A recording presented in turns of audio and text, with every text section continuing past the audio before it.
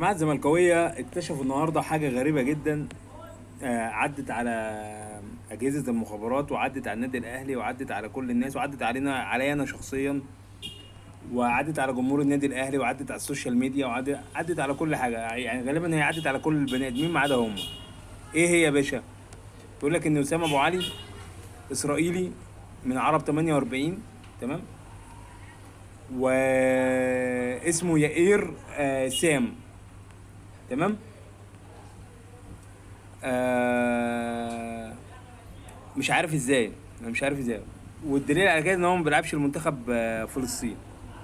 آم، يذكر ان وسام ابو علي لعب اول مباراة رسمية لمنتخب فلسطين آه، في التصفيات قدام لبنان. اول ما